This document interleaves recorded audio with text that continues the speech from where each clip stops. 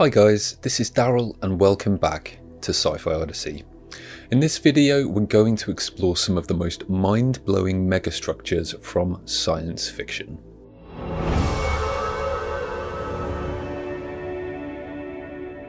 Across the vast canvas of the cosmos, sci-fi authors have envisioned structures of such immense scale and complexity that they dwarf our boldest architectural feats. These megastructures, born from the boundless realms of imagination, stretch not only across the dark voids of space, but also through the very fabric of what we perceive as possible. From the engineering marvels that encircle stars, to the artificial worlds that house entire civilizations, these megastructures are not just fixtures of science fiction, they are harbingers of a future where our reach no longer ends at the sky. Our Odyssey today begins with a marvel that stretches the limits of the imagination, the Ringworld. Conceived by the visionary Larry Niven, this colossal band of matter is not merely a megastructure, but an epitome of cosmic artistry. Encircling a star like a colossal ribbon, it's a world unto itself, with an inner surface area 3 million times that of our home planet. Imagine a megastructure so vast that daylight and seasons are engineered by design, not by the tilt of an axis or the orbit of a moon, but by the will of its creators. The Ringworld is a seamless band with its own ecosystems, weather patterns, and even artificial gravity, produced by the centripetal force of its rotation. This habitat is a testament to the engineering of a forgotten civilization. Within its circumference spans an inconceivable 600 million miles. It harbours a diversity of landscapes from sprawling oceans to towering mountain ranges. Imagine continent-sized landmasses with edges that rise as walls to keep the atmosphere intact, and shadow squares that orbit the structure, creating a day-night cycle akin to Earth's own. But the Ringworld is just the prelude to a megastructure on an even grander scale, the Zeely Ring. The Zeely Ring is a construct of such monumental scale that it defies the very bounds of our universe. It's not merely a structure, it is the ultimate feat of engineering, a ring that does not orbit a star but instead encompasses the cosmos itself.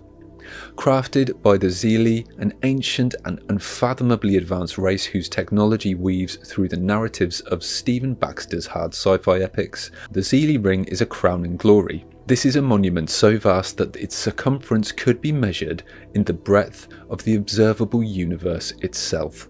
Imagine a megastructure that serves as a portal to alternate realities, a gateway through which the Zeely can navigate the multiverse.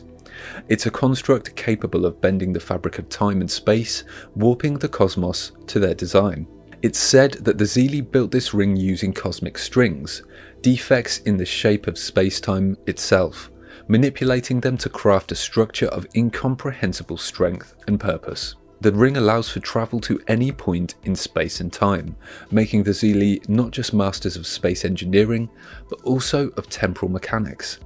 To them, the past, present and future might be as accessible as neighbouring cities are to us on Earth. While the Ringworld captivates with its scale and habitability, the Zeely Ring astonishes with its assertion of dominance over the laws of nature. It stands not as a physical structure, but as a symbol of the Zeely's almost godlike status in the pantheon of science fiction's imagined civilizations. Next, we encounter the Dyson Sphere, a concept so revolutionary that it has taken various forms in sci-fi lore. These colossal constructs are not just megastructures, but powerhouses of energy imagined as a means to harness the full output of a star.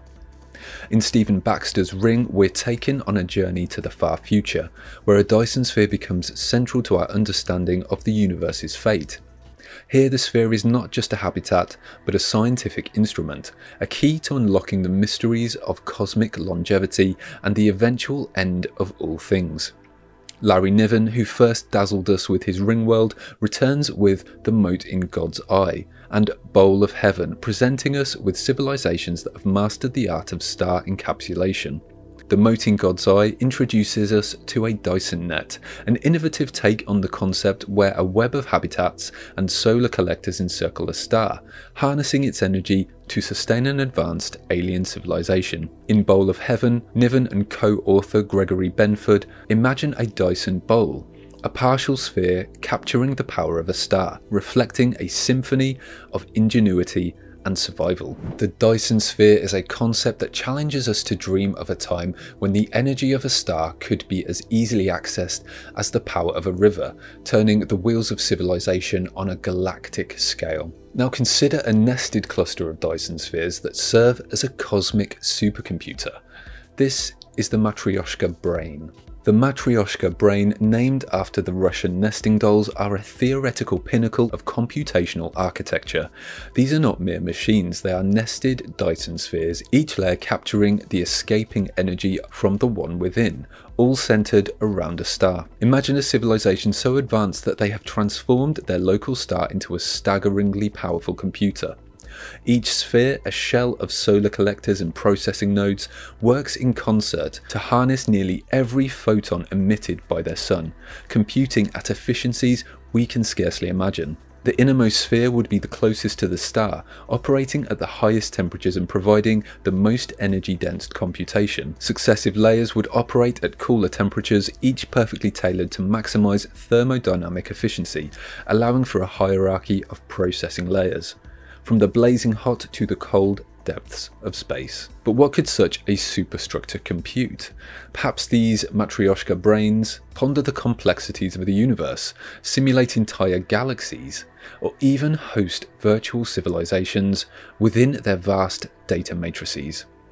They could be searching for the ultimate truths of reality, running models of universes within universes, or they might be the custodians of their own creators' consciousnesses, living on in a digital eternity.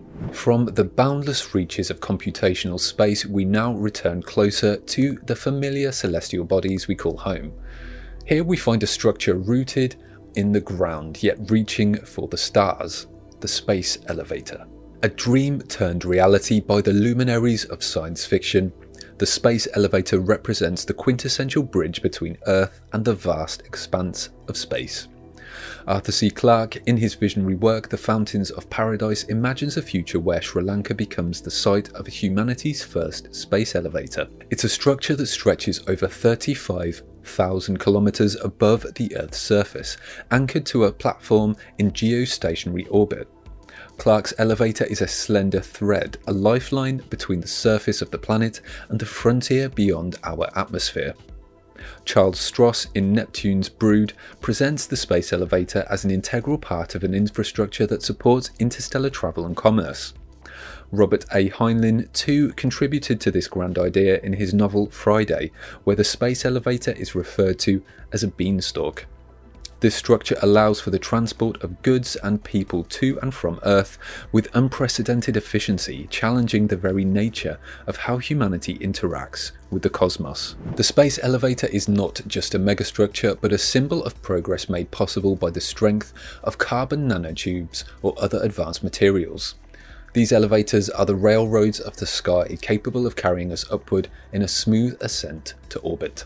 As we soar further into the realms of speculative construction, we behold the awe-inspiring concept of the Alderson disk. Picture a flat disk with a diameter that spans the distance from Earth to the orbit of Mars. At its centre, a sun is held captive by the gravitational pull from the disk itself, illuminating and warming its vast surface. As considered by Stephen Baxter in his Destiny's Children series, the Alderson disk is a marvel that defies traditional planetary systems. It's a flat world with the surface area of millions of miles, providing living space on a scale that dwarfs even the grandest planet. The outer edges of the disk rise steeply, forming walls that retain the disk's atmosphere and perhaps even prevent oceans from spilling into the void. The concept of the Alderson disk allows for a diversity of climates and ecosystems, ranging from the torrid heat of the centre near the sun to the cold, distant edges of the disk's rim. Life on such a structure would be subject to a unique set of astronomical phenomena. No sunrises or sunsets, but rather a perpetual zenith of the central star, casting no shadows but those of the disk's own rim. The gravity on the Alderson disk would vary dramatically, strongest at the edges, weakest near the centre. It would provide a gradient of experiences and challenges for any civilization daring enough to inhabit such a space. From the engineering required to build such a structure to the societal adaptations needed to live there, the Alderson disk is a testament to the unbounded creativity inherent in science fiction. Then there is The Way in Greg Bear's Eon, an endless tunnel through time and space, a corridor to infinite possibilities. The Way not only stands as a singular marvel in the lexicon of science fiction, but also echoes the conceptual grandeur of Arthur C. Clarke's Rendezvous with Rama. Both structures, The Way and the cylindrical world of Rama, share a foundational premise. They are enigmatic constructs that serve as conduits to the profound unknown. Like Rama, The Way is a tunnel-like structure, an artificial environment with its own internal logic and laws. Both are alien in origin, vast in scale, and mysterious in purpose. Rama as a wandering vessel traversing the stars, The Way as a fixed tunnel through the fabric of space and time. In Rendezvous with Rama, the cylindrical ship is a silent visitor to our solar system, its hollow interior representing a world of artificial landscapes and cities. It's a puzzle left adrift among the stars, inviting those who discover it to decipher its nature. Similarly, The Way is a construct that defies easy understanding, compelling its explorers to ponder its origins and destinations, each step along its length a journey through myriad possibilities. Both megastructures capture a common theme in science fiction, the allure of the artifact. The Way expands upon this theme, offering not just a space to be explored, but a corridor through the corridors of reality, where time itself becomes a landscape.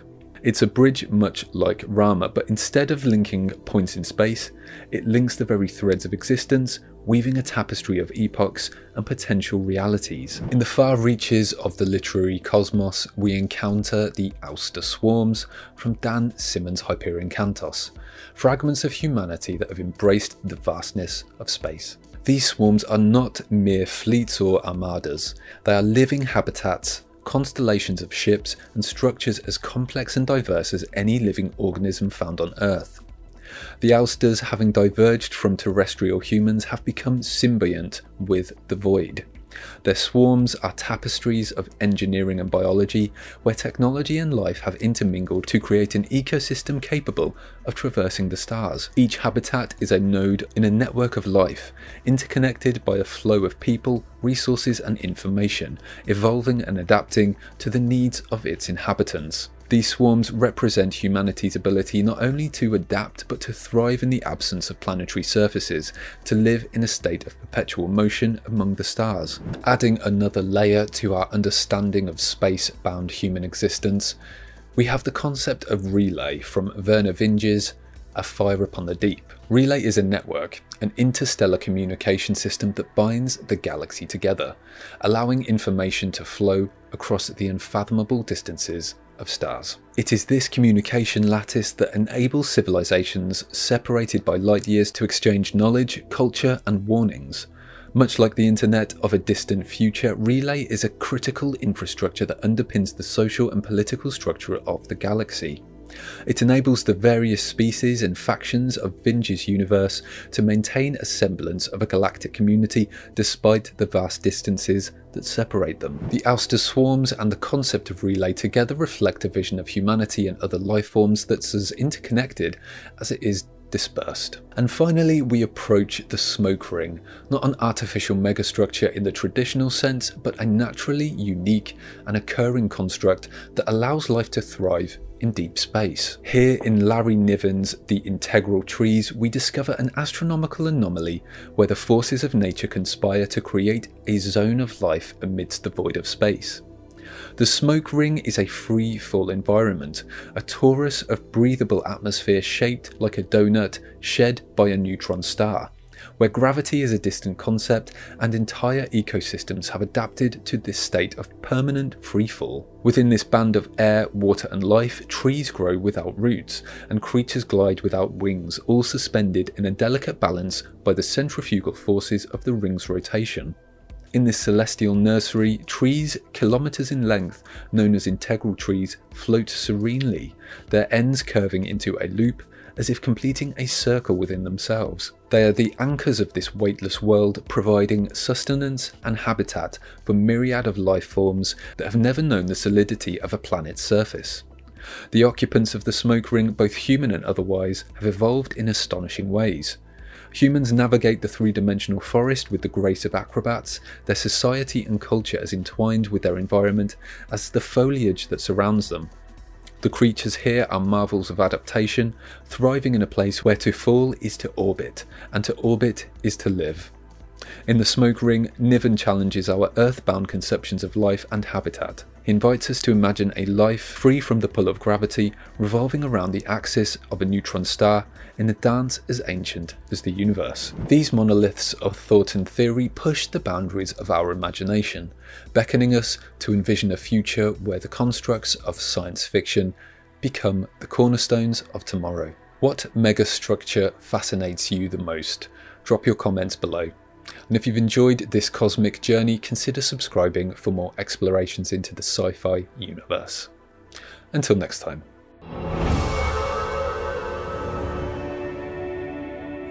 Thanks so much for watching. If you're craving an extraordinary journey through realms unexplored, consider delving into universes directly out of my brain by checking out my sci-fi novels Black Milk and Delphine Descends. You can find more details in the description. Thanks for your support.